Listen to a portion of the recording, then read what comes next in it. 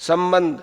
पूर्व श्लोकों में जिन दो मार्गों का वर्णन करने की प्रतिज्ञा की गई, उनमें से जिस मार्ग से गए वे साधक वापस नहीं लौटते, उसका वर्णन पहले किया जाता है।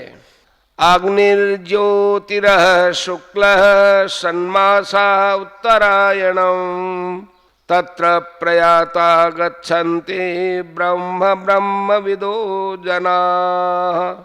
जिस मार्ग में ज्योतिर्मय अग्नि अभिमानी देवता है, दिन का अभिमानी देवता है, शुक्ल पक्ष का अभिमानी देवता है और उत्तरायण के 6 महीनों का अभिमानी देवता है, उस मार्ग में मरकर गए वे ब्रह्मवेत्ता योगी जन उपर्युक्त देवताओं द्वारा क्रम से ले जाए जाकर ब्रह्म को प्राप्त होते हैं। प्रश्न। ज्योति और अग्नि ये दोनों पद किस देवता के वाचक है तथा उस देवता का स्वरूप क्या है? उक्त मार्ग में उसका कितना अधिकार है और वह इस विषय में क्या करता है? उत्तर। यहाँ ज्योति पद अग्नि का विशेषण है और अग्नि पद अग्नि अभिमानी देवता का वाचक है। उपनिषदों में इसी देवता को अर्ची कहा गया है। उसका स्वरूप दिव्य प्रकाशमय और पृथ्वी के ऊपर समुद्र सहित सब देश में उसका अधिकार है तथा उत्तरायण मार्ग में जाने वाले अधिकारी का दिन के अभिमानी देवता से संबंध करा देना ही इसका काम है। उत्तरायण मार्ग से जाने वाला जो उपासक रात्रि में शरीर त्याग करता है, उसे वह रात भर अपने अधिकार में रखकर दिन के उदय होने पर दिन के अभिमानी देवता के अधीन करा देता है और दिन में मरता है तो उसे तुरंत ही दिन के अभिमानी देवता को सौंप देता है। प्रश्न। यह पद किस देवता का वाचक है? इसका क्या स्वरूप है? उसका कहाँ तक अधिकार है? वह इस विषय में क्या करता है? उत्तर। यह पद दिन के अभिमानी देवता का वाचक है। इसका स्वरूप अग्नि अभिमानी देवता की अपेक्षा बहुत अधिक दिव्य प्रकाशमय है। जहाँ तक पृथ्वी लोक की सीमा है, अर्थात जितनी दूर तक आकाश में पृथ्वी के वायुमंडल का संबंध है, वहाँ तक इसका अधिकार है और उत्तरायण मार्ग में जाने वाले उपासक को शुक्ल पक्ष के अभिमानी देवता से संबंध करा देना ही इसका काम है। अभिप्राय यह है कि उपासक यदि कृष्ण पक्ष में मरता है तो शुक्ल पक्ष आने तक उसे वह अपने अधिकार में रखकर, और यदि शुक्ल पक्ष में मरता है तो तुरंत वे अपनी सीमा तक ले जाकर उसे शुक्ल पक्ष के अभिमानी देवता के अधीन कर देता है। प्रश्न। यहाँ शुक्ल पद किस देवता का वाचक है? उसका कैसा स्वरूप है? कहाँ तक अधिकार है एवं क्या काम है? उत्तर। पहले के भांति शुक्ल पद भी शुक्ल पक्षाभिमानी देवता का ही वाचक है। इसका स्वरूप दिन के अभिमानी देवता से भी अधिक दिव्य प्रकाशमय है।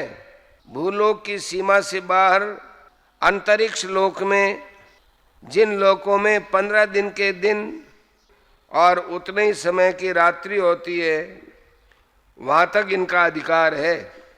और उत्तरायण मार्ग से जाने वाले अधिकारी को अपनी सीमा से पार करके उत्तरायण के अभिमानी देवता के अधीन कर देना इसका काम है।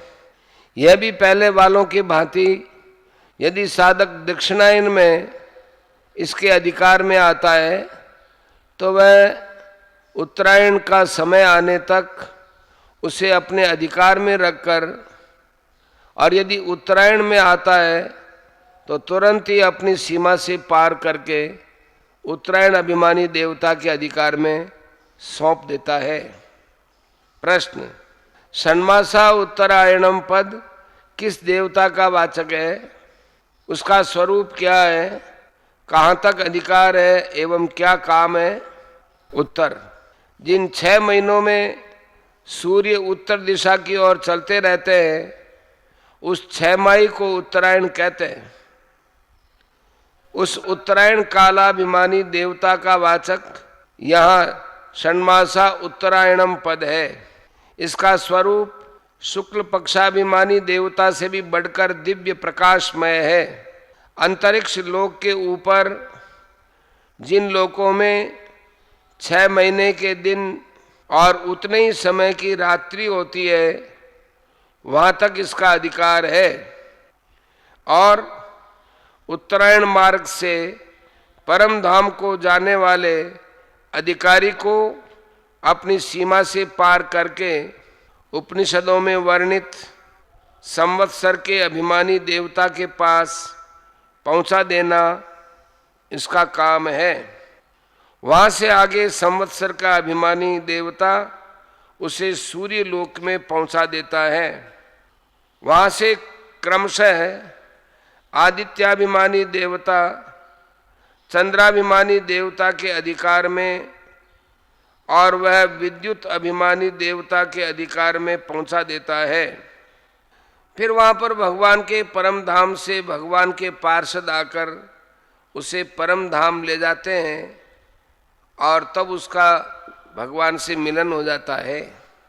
ध्यान रहे, इस वर्णन में आया हुआ चंद्र शब्द हमें दिखने वाले चंद्र लोक का और इसके अभिमानी देवता का वाचक नहीं है। प्रश्न, यहाँ ब्रह्म विदय पद कौन से मनुष्यों का वाचक है?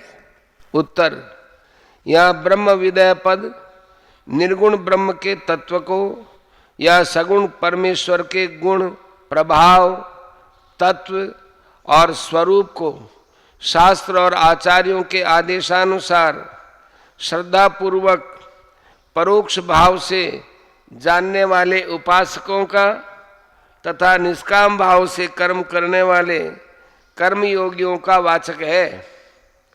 यहाँ तक ब्रह्म विदय पद परब्रह्म परमात्मा को प्राप्त ज्ञानी महात्माओं का वाचक नहीं है, क्योंकि उनके लिए एक स्थान से दूसरे स्थान में गमन का वर्णन उपयुक्त नहीं है।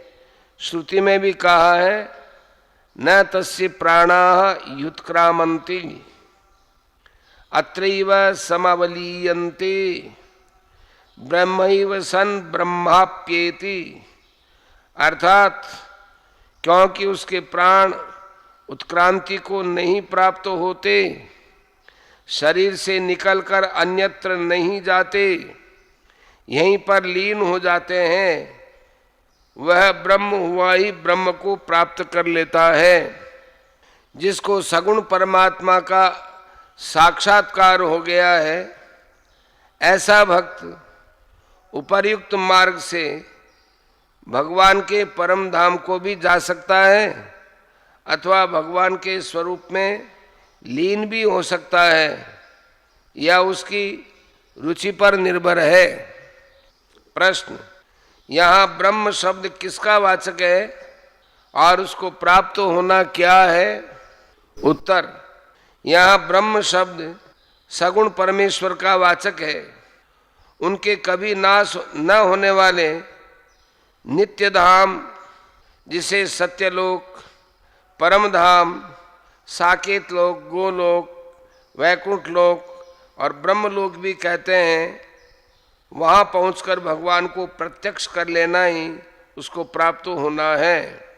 यहाँ ये स्मरण रखना चाहिए कि ये ब्रह्मलोक इस अध्याय के 16वें श्लोक में वर्णित पुनरावर्ती ब्रह्मलोक नहीं है।